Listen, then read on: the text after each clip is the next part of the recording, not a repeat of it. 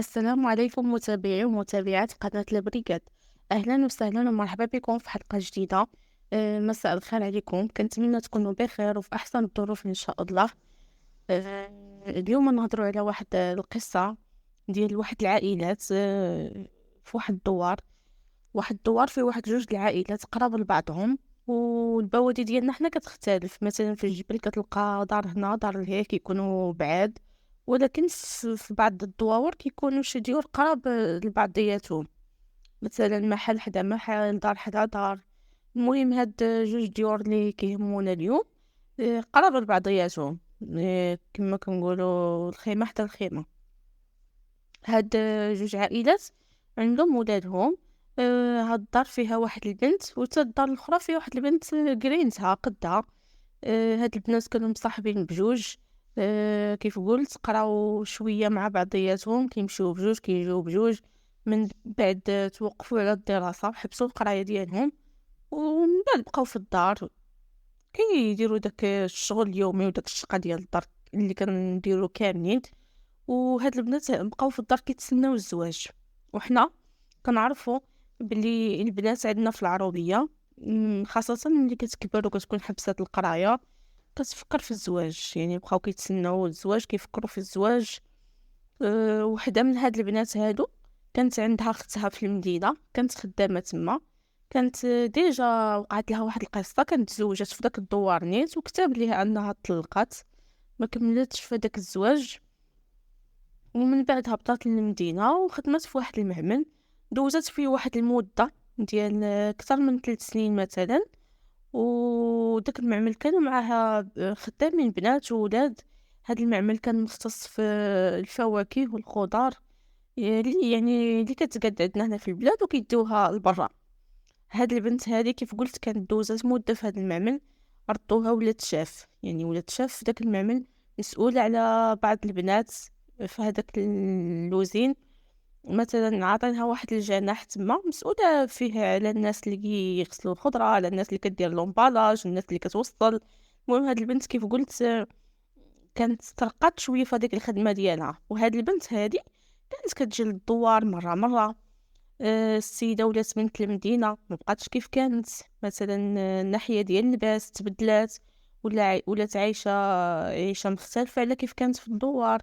عايشه العيشه ديال المدينه، يعني الحاجه اللي كانوا كيتمناوها كاع بنات الدوار ملي كيشوفوها كيقولوا حتى حنا ممكن نتزوجوا بشي حد اللي يدينا للمدينه، اولا ممكن حتى حنا نخدموا في المدينه.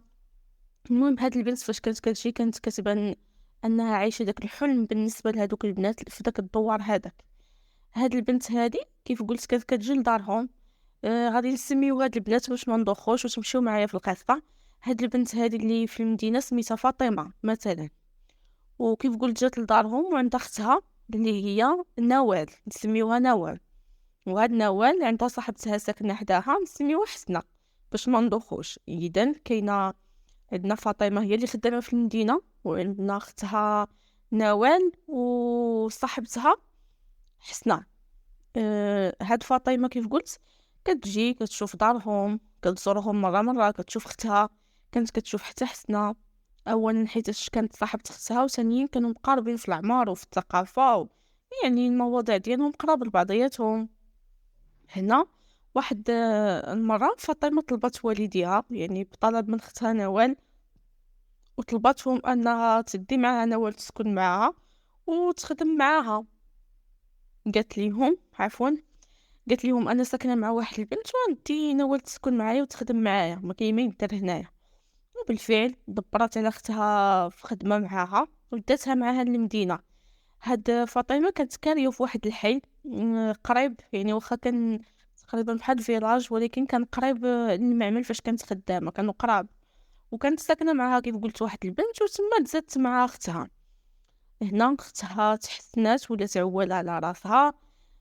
حسنا بقات بوحدها في الدوار. نهار كتجي فاطمه للدوار كتبقى طلبها حسنا باش ديها حتى هي للمدينه وتقلب ليها على خدمه.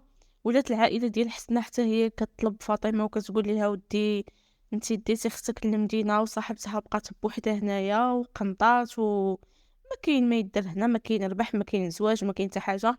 شوفي لها عافاك شي بلاصه معاك ديها تخدم معاك. المهم بقاو في هاد الطلبات هادو حتى لواحد النهار جات فاطمه وقالت لهم اودي راني دبرت على حسنه ودابا خليوها تمشي تخدم معايا، راني لقيت لها واحد البوست وغادي تسكن معانا وغادي يكون حتى شي مشكل. هنا مشات معاهم هاد البنت هادي ولاو ساكنين كاملين في هاد الدار. فيها البنت البرانيه اللي كانت من الاول مع فاطمه وزائد فاطمه واختها وحسنه، ولاو ساكنين بربعه بهم كاملين كيخدموا في داك المعمل كاملين. هاد حسنه هادي كانت عندها واحد اختها في هذيك المدينه نيت، اختها كبيره عليها، كانت ساكنه بعيده عليهم، يعني بعيده على داك المعمل، مزوجه تما وعندها ولادها، كانوا عندها واحد 3 ديال الدراري مع واحد السيد اللي كان من داك النوع اللي لا خدمه لا ردمه، كيف كنقولوا بايع الماتش، يعني السيد مبلي طالب معاشو، مره كيخدم مره لا، فين ما كيبان ليه شي حاجه كيبريكولي فيها، ولكن السيد مبلي كيكمي كيشرب. المهم هادشي اللي كان كيدير هاد السيد. المهم هاد الانسان كان عوج شويه، يعني مش واحد الانسان ترانكيل داخل سوق راسو. هنا حسنا واخا كانت ساكنه مع البنات كانت كتمشي كتطلع على اختها مره كتزورها، وديك مره في 15 يوم ولا مره في 20 يوم اللي كيكون عندها الوقت كانت كتطلع تزور دارهم عادي كأي بنت عامله. هذا راجل اختها فين ما كانت كتزورهم هاد حسنا كان كيقول ليها علاش ساكنه مع البنات، بعدي من البنات، اجي سكني معانا، ما تخلصي لا كلا لا والو. كاين ترونسبور. هو فعلا كان هذا المعمل داير ترونسبور للناس اللي خدامه بعيده، يعني الناس اللي كانت ساكنه بعيده والمعمل بعيد عليها كانت دايره لهم ترونسبور وكتقطع عليهم طبعا داك الترونسبور هذاك. السيد كان كيقول ليها اجي جلسي معنا وتبقاي ساكنه مع البنات. هي رفضات في الاول، قالت ليها ودي حسن ليا تما قريبه للخدمه وكنوض في الوقت وما عندي حتى شي مشكل تما. هو بقى كيعارضها كيقول لها اجي جلسي مع اختك واجي جلسي، الدراري غيونسوك والدار عامره يعمروا عليك، وفي الصباح انا نبقى نوصلك حتى للبلاصه يعني فين كيكون واقف داك الترونسبور من كيركبوا الخدام انا نديك. السيد عمر ليها راسها مزيان كيف ما قلنا. واحد النهار مشات عند حسنه، عفوا مشات هاد حسنه عند فاطمه، قالت لها اودي انا باغا نمشي نسكن مع اختي. قالت لها فاطمه علاش باغا تمشي تسكني مع اختك ياك هي بعيده هنا من المعمل يعني بعيده بزاف. قالت لها حسنه واخا بعيده غادي نمشي ياك دايرين ترونسبور ما كاينش مشكل. فاطمه قالت لها ودي راه الا مشيتي راه خصك تبقاي تنوضي بكري، خصك تنوضي قبل الوقت وتبقاي واقفه تما كتسناي ترونسبور والبرد والشتا عليك، وتبقاي تسناي ترونسبور كيدور على البنات كاملين يدور هنا وانتي واقفه تما في داك الصباح. وقالت لي الا كنا غادي نبداو الخدمه في الصباح مثلا مع 8 انت خصك تنوضي مع 6:30 وخصك تخرجي بكري وتسناي، وما خصكش تخرجي روطار، راه المعمل الزامي راه كتحكر على الوقت، ضروري خصك تدخلي في الوقت ما ديريش الروطار. يعني واخا عطات هاد التنبيهات هادي حسنا قالت ليها لا واخا هكاك انا راه غنمشي نسكن مع اختي. مشات بالفعل سكنات مع اختها. هاد التفرقه اللي دارت حسنا خلقت واحد المشكل صغير ما بينها وما بين فاطمه واختها، ما بينها وبين فاطمه ونوال. يعني ملي بعدت عليهم ما بقاتش قريبه ليهم، ولات كتعمر مع بنات اخرين، حتى في الخدمه ما بقاتش ما بقاوش قرابين لبعضياتهم، كل وحده كدوز نهارها في الخدمه كدوز وقتها في الخدمه وصافي. حتى لواحد المره هاد حسنه هزها المعلم اللي مكلف عليها يعني الشاف ديالها، بدل ليها البوست، عطاها واحد الماكينه وحده اخرى تخدم فيها. هاد الماكينه كانت شويه قاصحه بالنسبه ليها وفيها شويه ديال التماره زايده. هي بقات كدوي مع البنات وكدوي خاصه مع فاطمه وكتقول لها ودي عافاك دوي مع داك السيد، انتي عندك علاقه معاه وما ردني فين كنت ويحيد لي هاد البوست راه صعيب عليا. هنا فاطمه قالت لها ودي انا اختي ما كنتحكمش في هادشي، هذا راه هو اللي كيتحكم تما، هذيك لازون ما محسوباش عليا انا، وانت راك درتي بزاف د الحوايج حتى ولاو حاضيينك، راكي وليتي كتجي بعض المرات روطار، راه قالوا لي حسبوا عليك شحال من مره مشى عليك المركوب، راه تقريبا شي 6 المرات اللي عارفه انا كيمشي عليك المركوب وكتجي معطله، راه كيقيدوها عليك من غير انهم كيحسبوا عليك السوايع كينقصوا لك في الخمسه، راه كيحسبوا لك شحال درتي د الروطار. هنا هاد راجل اختها ولات كتجي عنده حسنه كتشكيلو، كتقول له ودي راه هاد السكنه هادي ما صالحاليش. هاد راجل اختها تيجاوبها تيقول ليها ودي غير صبري. هو كان ماشي شغلو، هو كيفكر غير ملي تخلص، يعني ملي كيشوفها تخلصات كيقول لها دوري معايا نجيب كارون نجيب باش نشرب. هما كانوا كيخلصوا هاد الخدامين في المعمل بالكندا، هو كان كيتسنى تخلص كيقول لمرتو قولي لها تدور معانا، ديك ساكنه فابور ما كتخلص لا كرا لا والو، عايشه معانا. السيد ولا كيدوي بزاف، البنت طحنوها يعني ولاو مستغلينها. ملي كتخلص هاك هادي سير جيب هادي تقدى هادي، ما بقاتش كيف كانت يعني مع البنات من قبل. البنات ساكنين حدا المعمل كيف قلت، يعني ما تيخرجوش بزاف من الدار للخدمه، الخدمه للدار، قليل كانوا كيطلعوا للمدينه، يعني إلا كانت شي مناسبه بغاو يتقداو شي حويجات وصافي. هاد البنت لا كانت ساكنه مع اختها، كانوا يعني في وسط المدينه، كتخرج دائما مع اختها وهي كتخسر فلوس، شري لهذا شري لهادي، ادي لهذا ادي لهاد الولد. عطى الراجل اللي تقدى، ولات كتشوف راسها هاد البنت كضرب تماره على والو. فكرات ترجع لعند فاطمه، ورجعت عندها قالت لها ودي بغيت نرجع نسكن معاكم. فاطمه قالت ليها لا، ما رفضات، قالت لي حنا شفنا واحد البنت عمرات بلاصتك دابا، قلت له ودي غير شوفي كديري ليا وانا بنت البلاد وهادي، وشوفي لي شي بلاصه معاكم حداكم. فاطمه رفضات، قالت ليها بلاصتك عامره والبنت حاطه حوايجها، ما يمكنش ليا انا نخرج البنت ونجري عليها، انت في الاول درتي الديفو معنا، ما يمكنش ليا انا نجري على وحده اخرى ربما تعاود تمشي. هاد القضيه ديالهم يعني هاد السوء الفهم اللي وقع بيناتهم وصل العائله ديالهم في العروبيه، ولات العائله د فاطمه والعائله د حسنه بيناتهم شويه د المشاكل، ولاو ملي كيشوفوا بعضياتهم كتبدا الهضره على البنات. حنا سكنات مع اختها، ملي بغات ترجع عند بنتكم حقا ما بغاتش، ما خلاوهاش. فاطمه هي اللي حرجت المعلم يعطي لحسنا ماكينه صعيبه يديها البوست فيه تماره، لانه بدات تخربق بيناتهم. والبنات زادت كبرت ديك التفرقه بيناتهم. ما بقاوش كيسلموا على بعضياتهم في الخدمه. البنات الاخرين كيقولوا هي اللي مشات عند اختها ودارت صحابات اخرين ولات كتخرج معاهم، حنا بعدنا منها. فاطمه كتقول لهم انا ما حرجت حتى واحد، التعطال ديالها هو اللي دارها ليها. المهم بقات ديك الهضره من هذيك الهضره ديال الخاويه ديال العيالات. واحد المره المعمل هنا بغى ينقص الخدامه، كانت عندهم شي ازمه ماديه ولا ما عرفتش شنو المشكل.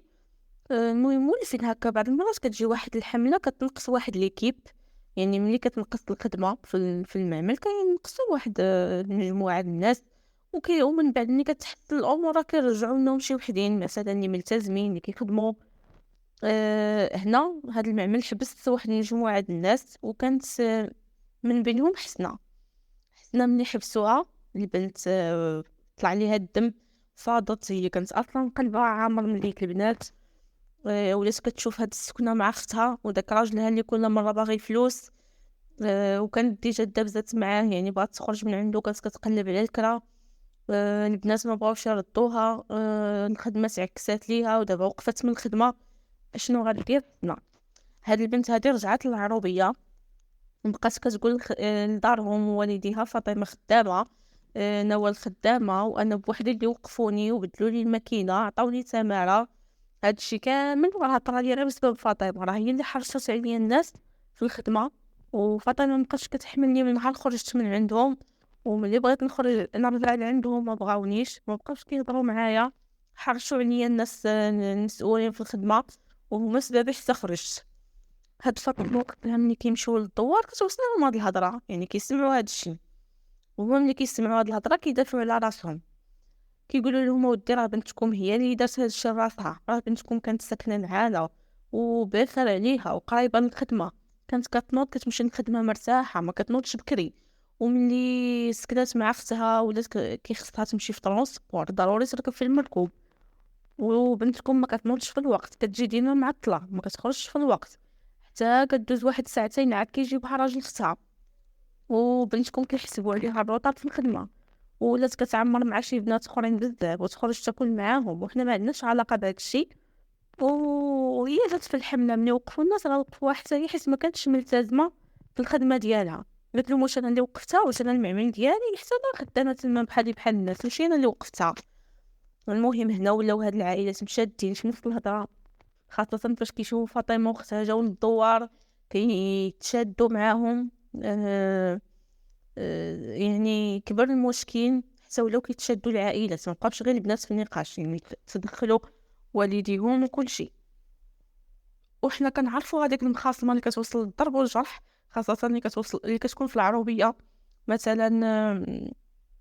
هذيك المدابزات اللي كتنوض كتكون مدابزه كبيره بحال الا شعلتي العافيه في التبن.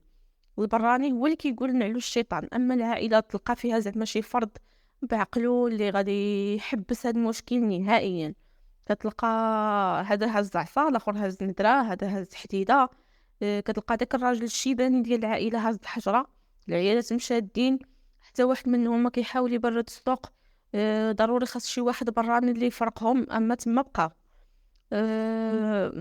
هاد الشيء هذا كان كيتطلب منينات هاد الصداع هادي وهاد المدابزه تشدوا هاد العائلات، يعني باليدين والضرب اللي نضربك.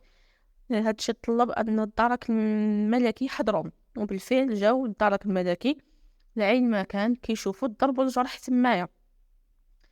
و هاد الشيء عندنا زعما معروف، يعني في بعض العائلات ملي كتكون شي عداوه كبيره راه ما كتكونش ما بين الدراري الصغار، كتكون مثلا بين الكبار كتوصل حتى للصغار. كتلقى مثلا المشكل دازت عليه سنين وداك الحقد كيكبر كيوصلوه لولادهم. كتلقى داك الدري مثلا اللي عنده 4 سنين 5 سنين عارف باللي والديه ما كيدويوش مع فلان، يجلس حداهم ما يسلمش عليهم.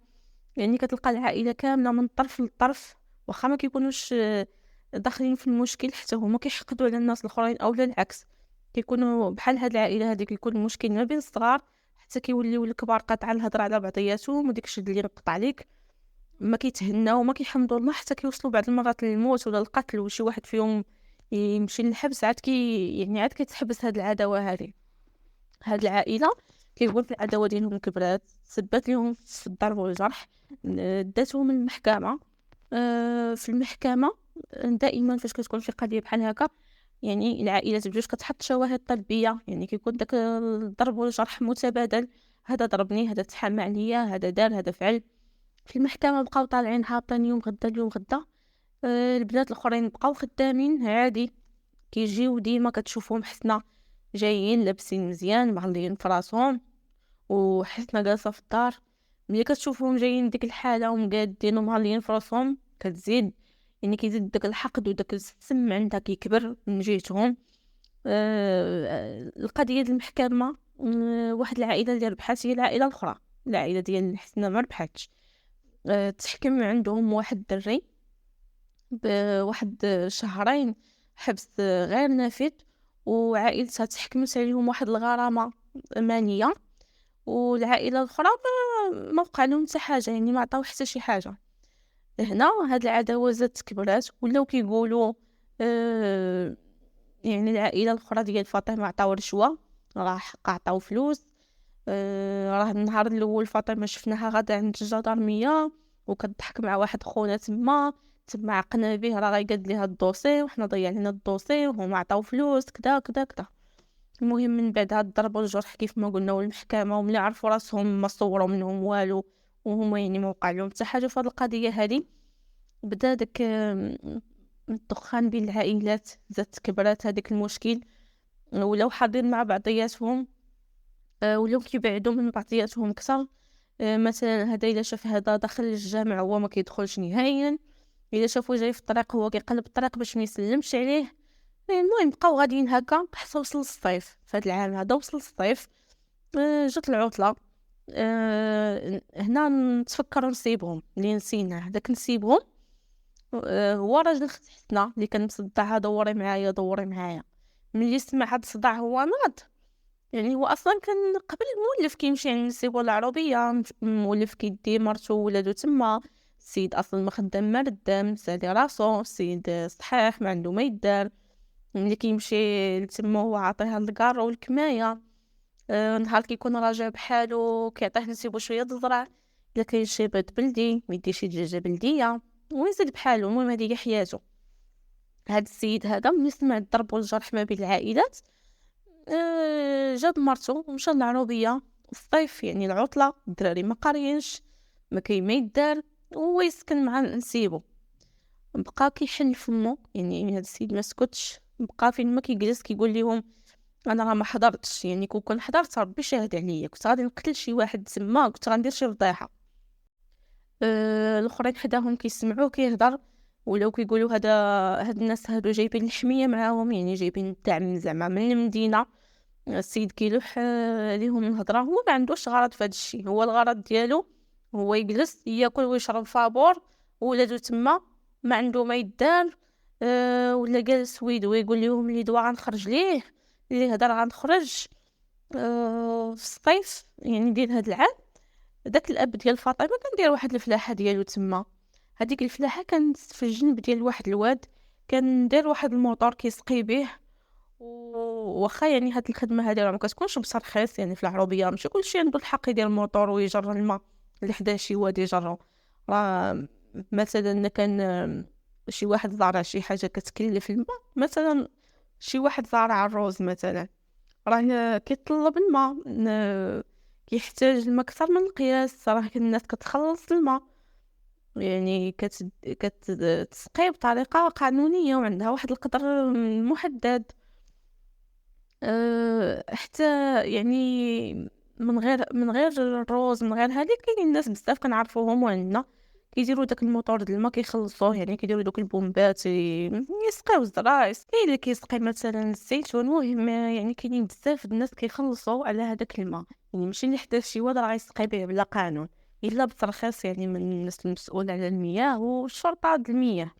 وهاد الاب ديال هاد فاطمه اللي كنهضروا عليه كانت عنده واحد الفلاحه تما كيسقيها، كان عنده واحد الموطور، وهاد الموطور تقريبا كيخدمو غير بالليل، يعني كيسقي به في الليل ملي كتكون الدنيا خاويه. الصباح كيحيدو كيديه في واحد الكروسه، عاوتاني دوز واحد اليومين عاود يسقي به. المهم داكشي يعني مخبع، كيمشي في الوقت اللي خاوي، مثلا الناس مشاو للسوق ولا شي حاجه كيسقي. هاد السيد خدام هكا مخبع. ناض هاد الاب ديال حنا حتى هو شاف بلي خصو موطور، يعني عنده فلاحه حتى هو، مشى شرا حتى هو موطور، بقى كيسقي حتى هو. كاملين الناس كامله اللي كتسقي بلا ترخيص كتسقي ولكن الاب ديال فاطمه هو اللي كان خدام بالموطور الاول.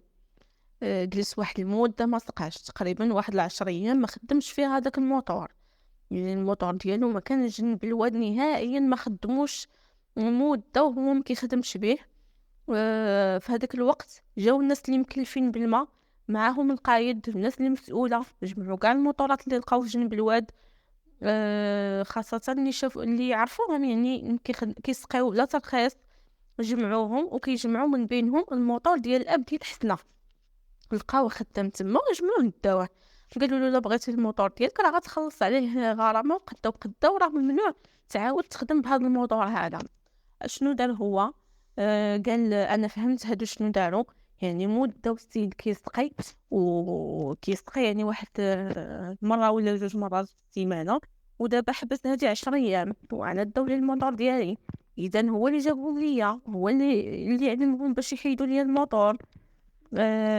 مشى عند الاب ديال فاطمه، بقى كيغوت عليه ليش يقولوا انت سبابي. ناضوا تشادوا عاوتاني، قال لي انت اللي علمتيهم، عرفتيهم غيجيو، هزيتي ديالك خباتيه، مده ما خدمتي به وانا صيفطتيهم ليا. مشى عند ديك الاداره ديال المياه، قال لهم فلان حتى هو كيسقي، قالوا له حنا ما فوقناش فيه وما شفناش، يعني خصنا نشدوه بحال التلبس. هو بقى كيغوت كيقول لهم هاد القطارات كاملين اللي عنده راه كيسقيهم من الواد، علاش ما تشدوش حتى هو الموطور ديالو؟ قالوا لي حنا ما لقيناش تما وما شفناش بعينينا، راه الا كان كيسقي حتى هو راه نحيدو له ديالو. قالوا له لقينا غا ديالك ود فلان ود فلان، ودابا الا بغيتي الموطور ديالك غتخلص عليه غرامه فلينا، وممنوع على اي واحد يسقي في هذاك الواد هذاك. هنا هاد المشكله زادت كبرات الحقد ما بين العائلات، زادوا العائلات تشادوا، حيت الاب ديال حسنه يتهم الاب فاطمه هو اللي جاب ليه القايد ودوك المسؤولين د الماء، وبلي هو سبابه. تشادوا كيف قلت مع بعضياتهم. هنا كيتدخل نسيب بات حسنه، ندخل على الخط، قال نسيبو شوف شتي هاد خينا هذا بغيت انا نهنيك منه. قال له ياك غباهم انا تبان الكبير، الاخر كيزعمو يعني كان حاقد على العائله الاخرى. قال ليه شتي الا هنيتيني منه غتعجبني، غتكون بالنسبه ليا انت هو نسيبي ولدي وكذا وكذا. قال له شوف، خصك تعاوني تنتقم ليا. انت كتشوف البنت خرجوها من الخدمه دابا راه جالسه في الدار، وانا داو لي الموطور وخلصت 100,000 فرنك على الموطور، وحطو دابا راه كيتصدى في الناس، راه زرعات وسالات وكذا، وانا ضعت في البلاد ديالي وداكشي اللي زرعت. قال لي هو سبابي يعني، ودار لي شحال من مشكل نسيبو. قال لي شوف ولا عليك، انا غنهنيك منه. اشنو كاع؟ فكر في واحد الخطه جنونيه. كانوا كيعارفين بلي الابد فاطمه عنده واحد البلاد. هاد الابد فاطمه كانت عنده واحد البليده بعيده شويه، دازت محطه كان داير فيها داك نوار الشمس، عباد الشمس يعني باللغه العربيه. هاد السيد عنده واحد الكروسه، و يعني كان خدام بها ويمشي كيحيد اي حاجه بنت له طايبه يعني. كان يعني هذاك النواشف ما كانش كله كيف شي طايب شي لا، هادي كل نهار كيحيد شويه. كاينه اللي كبيره اللي صغيره، المهم كان كيجمع لي طايبه كيحيدها، كيدي معاها الغدا ديالو، كيدوز النهار كامل تما وكيفرشها تما وكيدقها تما، كيبقى كيسوس هذاك النوار اللي كبر ووجد. أه الناس القريب عارفينو بلي في هذا الوقت هذه خدام في هذه الفلاحه هذه بالضبط، وكيدير في هذا العمل هذا. اش دار الاب حنا اتفق مع نسيبو بالليل. قال لي شوف، هو راه والف كيمشي دابا بوحدو للنواره، يعني كيمشي يحيد النوار. قال له راه غدا غادي يمشي في الصباح وغيمشي بوحدو، وراه غيدي معاه الغدا ديالو كيما موالف، وغيقيل النهار كامل كله تما. سير وبالي بيه وتخبى ليه حتى تغفلو وجيه من اللور بلا ما يشوفك، وعطاه شي حديد على راسو دوخو، ولكن ما ترجعش للدوار، نسيت في حالك من تما للمدينه. الاخر قال له صافي ولا عليك. هذه الجريمه فاش وقعات كان يلا كان عندنا في هذا الوقت في المغرب داك التليفون ديال الهضم، يعني كانوا غاديك التليفونات الصغار بحال الناسكيا وشي وحدين بحال هكا، المهم يعني تليفون عادي. هاد الاب حسنا كان داير هاد التليفون، وحتى نسيبو كان عنده هاد التليفون. هنا نسيبو وسطاه قال له شوفي الا ساليتي سطوري لي وقولي راني ساليت الشغل، قولي راني باليت بيه باش نعرف ونرتاح. قال له واخا صافي. قال له ولكن ملي تسالي ضربو زيد بحالك للمدينه، خلي مرتك وولادك هنا وانت كون دارك باش حتى واحد ما يعرفك راك كنتي ناعس. قال له الاخر عطاني فلوس المركوب، عطاه نسيبو فلوس المركوب. الاخر ناض هز معاه واحد الحديده ومشى دخل البلاد ديال السيد ديال الاب ديال فاطمه، جلس في وسط داك النوار تخبع تما. هاد البلاد كيف قلت كانت مطرفه، يعني كانت معزوله في الخلا بوحديتها. بقى مخبي تما حتى بان ليه السيد راه جاي بالكروسه ديالو جاي يخدم الخدمه ديالو، وحدا السيد حتى فرج تما وخلاه بدا كينفض في داك النوار وكيسوس فيه، ومشى بقى كيتسلل شويه بشويه من اللور، وهو ينزل عليه بديك الحديده. عاودو الضربه الثانيه خلاه يعني تما طايح. قلب ليه الجيوب ديالو، بقى فيه واش شي صرف ما كيفوتش واقيلا 16 100. داه وحيد له واحد المكانه من يدو وخلاه منشور تما وسلت. هاد النسيب بقى غادي ما رجعش. بقى غادي خارج من الدوار، يعني بعد على الدوار بواحد 13 كيلومتر هكاك، خرج للطريق يعني الكبيره وبقى واقف تما باش يشد المركوب. النهار اللي كتوقع فيه هاد الجريمه هذه كان داك النهار السوق، كان السوق عندهم، وفي العربيه كانت الناس كتنوض بكري، يعني كتخرج كتبي كاين اللي كيبغي يبيع البهايم، كاين اللي يبغي يبيع الدجاج شي حاجه بحال هكا، يعني كانت الناس كتنوض بكري تنزل للسوق ماشي بحال المدينه. هو بقى واقف تما في الطريق كيشير للناس، ودازو شي ناس يعني من الدوار راكبين في ترونسبورات، شافوه واقف كيشير تما ولكن ما وقفولوش وزادو بحالهم. هنا العائله ديال فاطمه كتسنى الحاج يرجع، تعطل ما رجعش. تسناو حتى عياو، عائلته مشاو خرجوا كيقلبوا عليه فين غيمشيو، عارفين باهم كيمشي ينفض النوار. مشاو لنوار الشمس. لقاو الكروسه تما، الدريه اللي كان كيخدم بها السيد كاينه، ولكن السيد مقتول، الراجل لقاوه مقتول. عيطوا على الدرك الملكي، جاو للدرك داروا المعاينه، كيتاكد ليهم بلي السيد مقتول ومضروب بشي اداه حاده. أه بدا البحث، يعني شكون مشى معاه في الصباح، شكون كيكون معاه، شكون كدا شكون كدا. البحث خدام، الناس خدامة. هذاك الاب ديال حنا، حيت الدرك عارفين بلي عندهم عداوة، سولوه قال لهم انا مشيت للسوق هذاك النهار انا وولدي، وبالفعل كانوا عنده شهود، يعني كان عنده ما يثبت بلي الناس شافوه في السوق. بداو كيسولوا، عرفوا الناس يعني بلي هذاك ما كاينش. الدرك هنا تلفو ما عرفوش يعني شكون اللي قتل. بقى البحث خدام تما، يعني واش ضربوا شي حد كان دايز من هنا، واش شي حد براني. ولادو في البحث كيقولوا بلي مشات ليه المكانه من يدو، وبلي كان عنده شي صرف حتى هو مشى. عائلته كتقول لا يستبعد ان هاد العائله هادي ديال حسنا يكونوا هما، حيت هما الاعداء ديالنا من شحال هادي وديما معنا في المشاكل. عمقوا البحث الدرك الملكي، عرفوا بلي الاب ديال حسنا كان عنده راجل بنته، وكانت في ديك الليله اللي يعني قبل ما توقع الحادثه، كان في ديك الليله في الدوار. مشاو عند الاب حسنا قالوا ليه فين نسيبك. قالوا له حنا راه عارفين بلي كان بيت عندك هذيك الليله، يعني فاش مات السيد. هو قال لهم يا سيدي كان غايبات عندي، ولكن ملي فات المغرب هو تعشى ومشى، كان عنده شي شغل في المدينه ديك الليله، تعشى وزاد بحاله. الناس في الدوار يعني كانوا يشاركوا في هذا البحث هذا، داوهم كاملين، سمعوا ليهم كاملين. آه قالوا لهم يعني بقاو كيسولوهم كاملين، واش انت كنتي دايز في هذاك الصباح بالكروسه، واش انت مشيتي للفلاحه ديالك، واش تلاقيتيه داك النهار، واش سلمتي عليه، واش كدا واش كدا. يعني اللي كان كيدخل البحث كيخرج كيقول لهم اش قالوا لي واش قالوا لي، اش سولوني واش سولوني، كانوا كيعرفوا يعني البحث ديال كل واحد فيهم، يعني شنو قالوا لهم جدرميه. ملي خرج الاب حسنا عرفوا بلي قالوا ليه واش كان عندك نسيبك، وهو قال لهم راه تعشى ومشى، يعني هذه هي الهضره ديالو. الناس ملي سمعت بلي نسيبو قال بلي راجل بنتو تعشى ومشى، هنا ناض هذاك اللي كان شافو في الطريق واقف ومشى عند الجدرميه و قال لهم ما سمعت شي هضره. قال هذاك السيد، جار السيد اللي تقتل، يعني كان ديجا هو وياه في مدابزه. قال لهم هي المهم انا سمعت بلي قال لكم نسيبو مشى في الليل، يعني تعشى ومشى ما باتش. قالوا لي هادشي اللي كاين. قال لهم ولا انا راه شفت نسيبو داك الصباح، يعني راه حتى طلعت النهار لقيته في الطريق الفلانيه الكيلومتر من 18، لقيته واقف تما، وكنت انا غادي للسوق وكان كيشير لينا، ما وقفناش ليه، انا كنت شفتو واقف تما كيقلب على المركوب، وبالفعل كان هو واقف في ديك الطريق النيت. قال لهم السيد كان لابس جلابه، قال لهم الا كان بيت عنده ومشى في الليل راه كان غيركب من حدا الدوار، اش داه لتما ما يخرجش حتى لديك الطريق.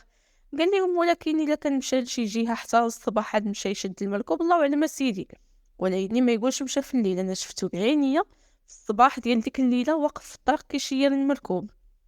هنا الدارك قالوا بلي هاد السيد كيخبي على نسيبو شي حاجه. اش داروا؟ مشاو عند هذاك النسيب اللي في الدوار، قالوا لي كتعرف دار بنتك في المدينه؟ قال لهم هي كنعرفها. قالوا لي فين بنتك؟ قال لهم ها هي هنا عندي، هي ولادها، هي والدراري ديالها. جدرمية طلبوا منه انه يمشي معاهم، يعني هو وبنته، قالوا له غتمشي معنا انت وبنتك، بغينا نشوفوا دارها. قال لهم يا سيدي مرحبا نمشيو.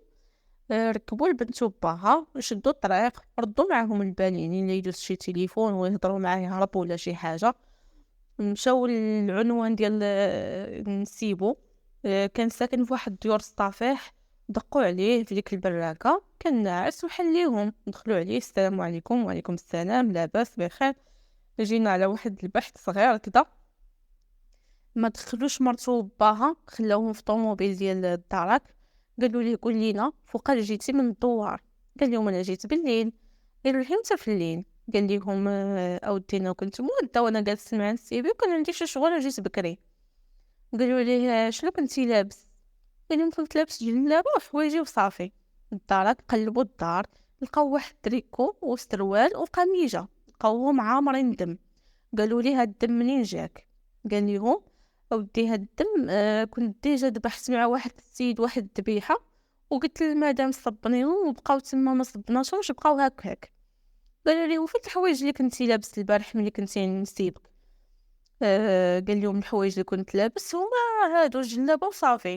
قالوا لي ما يمكنش انت لابس الجلابه بوحد على الحوايج اللي تحت، لابس الجلابه بوحد على السوفيتمون والكالسو مثلا. قال لهم لا، كنت لابس هادي وهادي. تما حل ليهم واحد الماريو وبقى كيجبد ليهم في الحوايج، كنت لابسه هاد السروال، كنت لابسه هاد البودي، كنت لابسه هادي. هما قالوا لي لا الشريف دوي معانا، هادو اللي كاينين هنا، هاد السروال والقميجه والتريكو واش ما كنتيش لابسهم البارح اللي فيهم الدم؟ قال لهم لا.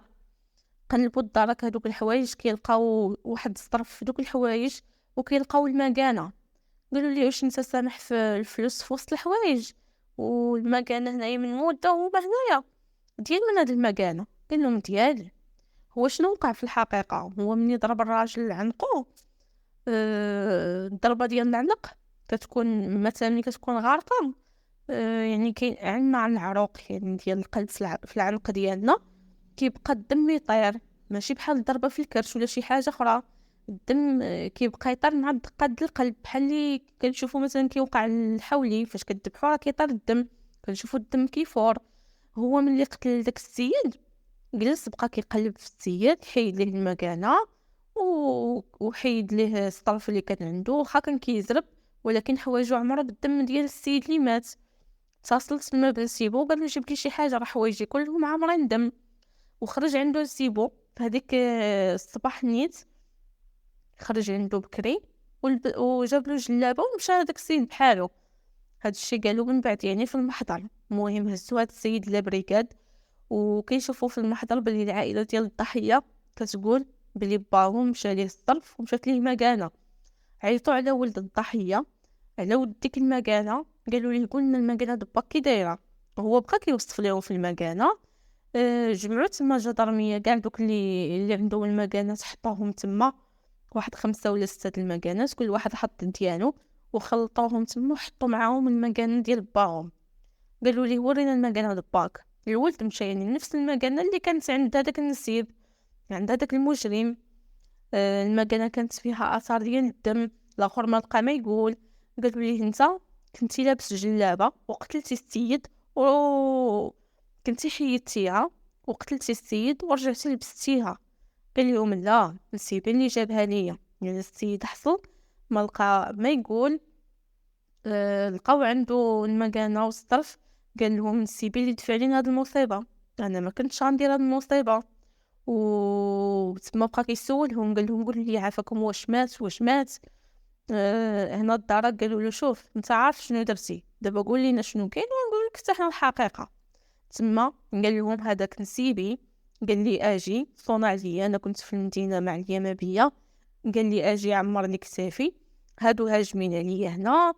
وجيت جلست معاه واحد المده وانا معاه انا وولادي، حتى لذاك النهار اللي قال لي بلي هاد السيد هذا جاري بسببه بنتي جراو عليها من الخدمه، وهاد السيد قطع علينا وداو لي الموطور د الماء بسببه وانتقل ليا منه. وقال لهم هزيت واحد الحديده وضربتو بها، وملي شفت حوايجي كاع عمرو دم راني صونيت على نسيبي جاب لي جلابه وما بغيتش نركب من الدوار، راني خرجت بعدت من الطريق عاد ركبت. وتما نيت يعني فعلا فين كنشوفو داك السيد واقف اللي داب الشهاده ديالو. قال لهم بقيت واقف تما كنشير في الطريق عاد مشيت بحالي.